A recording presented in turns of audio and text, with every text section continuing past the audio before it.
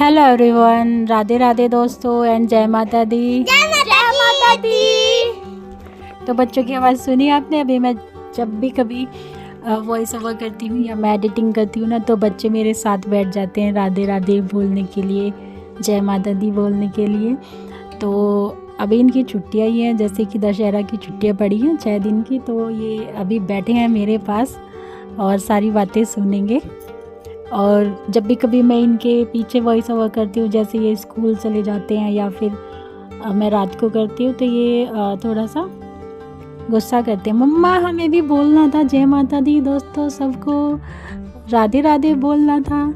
तो ये है मेरा अष्टमी का व्लॉग। तो बच्चों की बातें तो हो गई हैं, और अष्टमी पर जो है हमारे यहाँ पर व्रत खुल जाते हैं, कन्या पूजन होता है, और मतलब मेरे यहाँ ससुराल में तो मैं अष्टमी भी मनाती हूँ और नवमी भी मनाती हूँ। तो मैं क्यों मनाती हूँ, कैसे मनाती हूँ, वो सब आपको ना आगे आगे व्लॉग में देखने को मिल जाएगा। तो मैं सुबह सुबह उठ गई थी, मैंने साफ़ सफाई कर ली जितनी मैं कर सकती थी। बाकी घर में काम हो ही रहा है, कभी ऊपर कभी नीचे, किसी न किसी कमरे में तो गंदा सा होता ही रहता है। बाकी मैंने झाड़ू पोछा, बाकी जितनी मैं साफ़ सफाई कर सकती थी वो मैंने कर ली। और उसके बाद मैं भोग बनाने लगी हूँ। तो भोग मेरा सारा जो भी बनेगा वो घी में बनेगा और बिना लहसुन प्याज का बनेगा। तो अभी मैं यहाँ पे पूड़े बना रही हूँ, और सब्जी मैंने आलू की और काले चने की बना ली है, हलवा मैंने बना लिया। और हमारे यहाँ पर मतलब मेरे मायके में तो ऐसे ही होता है कि पूड़े भी पूजते हैं, 8 पूड़े, अठावड़ी जिसको बोला जाता है। तो मैं ये भी निकाल लेती हूँ, और जो पूजने वाली पूरी होती है वो भी घी में ही बनती है। खाने के लिए भी बना लूँ, लेकिन पूरी है ना घी में ज़्यादा अच्छी नहीं लगती, तो इसलिए पूरी तो मैं ऑयल में ही बनाऊँगी। तो थोड़े से पूड़े और 4 पूरी, 4-6 जितनी भी पूजनी हो वो अपनी पूजने के लिए मैंने घी में बना लिया। और हलवा जब भी मैं बनाती हूँ भोग के लिए नवरात्रि में, तो उसमें हलवे में चने मैं ज़रूर डालती हूँ, मुझे भी अच्छा लगता है। और भोग प्रसाद में माता रानी का ऐसा ही होता है। तो भाई बच्चे उठे नहीं थे, तो मैं बीच बीच में बच्चों को जो है उठा के आई, हस्बैंड को उठा के आई। तो वो थोड़ा सा अपना जो है नहाने धोने में, रेडी होने में टाइम लगाएंगे, तब तक मेरा जो है सारा काम हो जाएगा। और मुझे जो है करनी है दिवाली की सफाई भी, तो दिवाली की सफाई भी मेरी चल रही है, नवरात्रि भी है। और आज ना खाना खाने के बाद ना थोड़ा सा नशा हो जाएगा, तो काम भी नहीं कर पाऊँगी। तो इसलिए जितना हो सकता है खाना खाने से पहले, व्रत खोलने से पहले ही काम करने की कोशिश करूँगी। और आज जैसे नवरात्रि खुल जाएंगे और अखंड जोत मैंने जो है लगाई हुई है, तो मैं अखंड जोत मेरी जो है नवरात्रि के 9 दिन तक ही लगती है। और क्योंकि मैंने पहले से ही 9 नवरात्रे किए हैं, मैंने अष्टमी को व्रत नहीं खोला। लेकिन मेरे ससुराल में ऐसा होता है कि अष्टमी को व्रत खुल जाता है, तो चीज़ें यहाँ की भी जो है चलानी होती हैं और माननी होती है। तो मेरे हिसाब से मेरा भी मन रह जाए और यहाँ के भी रीति रिवाज सारे हो जाएं, तो उस तरीके से मैं कुछ करने की कोशिश करती हूँ। और जितना मुझे ठीक लगता है वैसे मैं करने की जो है कोशिश करती हूँ। और ये मैंने घी में बनाई हैं पूरियाँ, और पूड़े भी घी में बनाए हैं। तो माता रानी का जितना भी भोग होता है वो देसी घी में ही बनता है, और अखंड जोत भी मैं देसी घी में ही जो है लगाती हूँ। और मेरा व्रत था, तो मैं अपना जो पूजा की तैयारी में लग गई थी। तब तक हस्बैंड भी आ गए थे। तो मैं माता की चौकी आज तो नहीं उठाती हूँ, और मैं कल भी नहीं उठाऊँगी। और कहीं कहीं पर दशहरे वाले दिन भी माता रानी की चौकी उठाई जाती है, माता रानी को विदा किया जाता है। लेकिन हमारे यहाँ पे विदा नहीं करते माता रानी को। माता रानी जो है हमारी होती हैं, वो हम अपने घर में ही रखते हैं, उनकी पूजा करते हैं, और ऐसे ही चलता है। तो कुछ चीज़ें ऐसे ही हमारे यहाँ पर होती है। तो फिर हस्बैंड को चाय बना कर दे देती।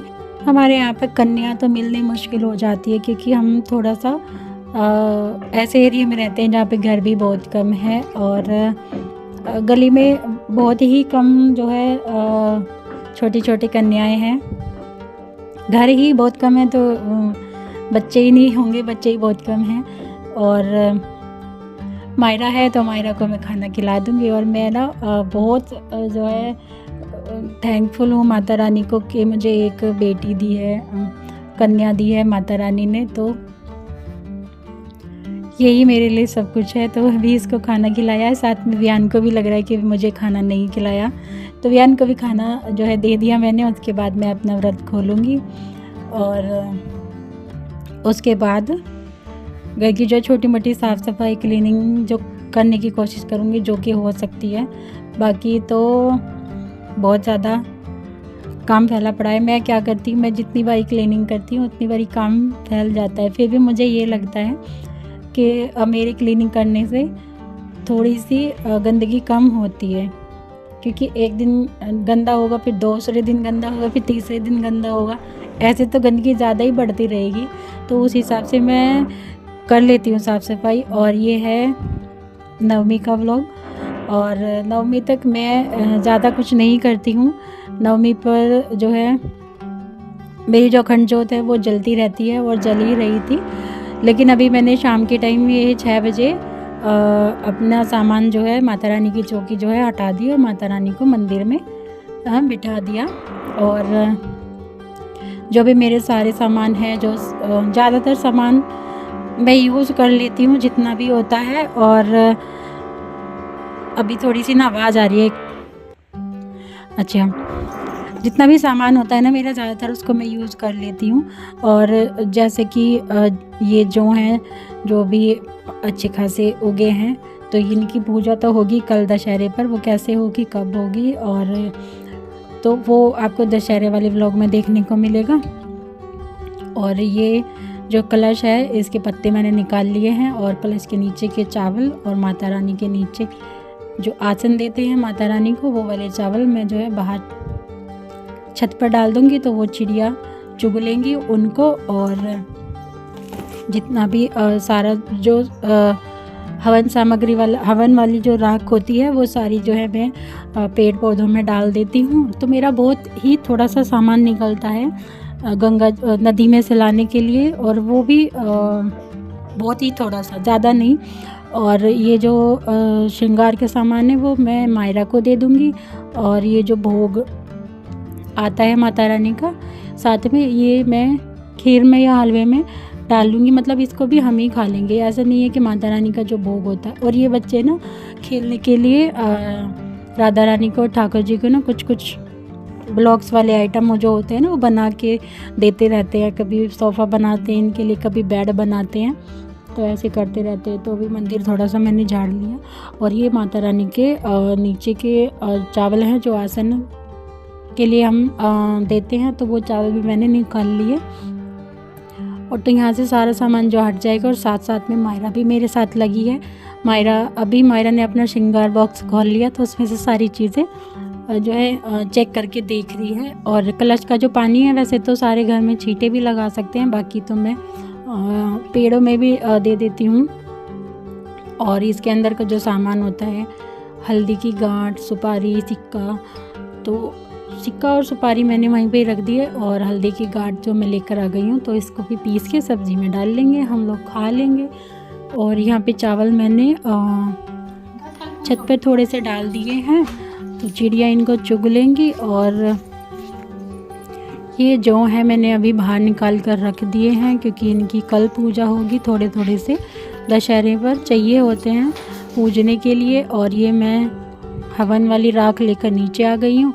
पार्क में सारे जो है प्लांट्स इनमें डाल दूँगी। तो ज़्यादा सामान मेरा होता नहीं है, क्योंकि आजकल नदियों में भी सामान वगैरह सिलाने की परमिशन नहीं होती है, और वैसे भी नदियों को गंदा नहीं करना चाहिए, तो उस वजह से। बाकी हमारे यहाँ पर मतलब मेरे मायके में ये होता है कि खेतों में सारा सामान डाल देते हैं।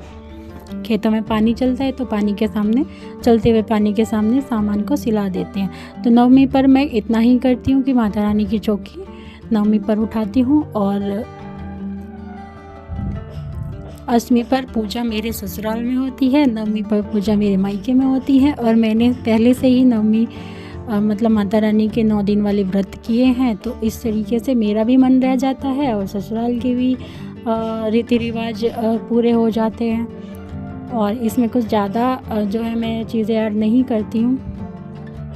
और ये हल्दी की गांठ है जो कि मैं लेकर आ ही गई किचन में रखी है, तो जब भी सब्ज़ी बनाऊंगी तो थोड़ी सी पीस कर डाल लूँगी।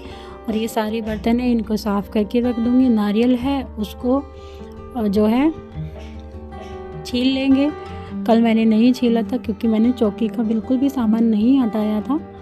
और ये मायरा को बांध दिया है। तो ये हमारी छोटी सी कन्या आपको कैसी लगी कमेंट करके ज़रूर बताना। मिलते हैं नेक्स्ट वीडियो, तब तक के लिए टेक केयर।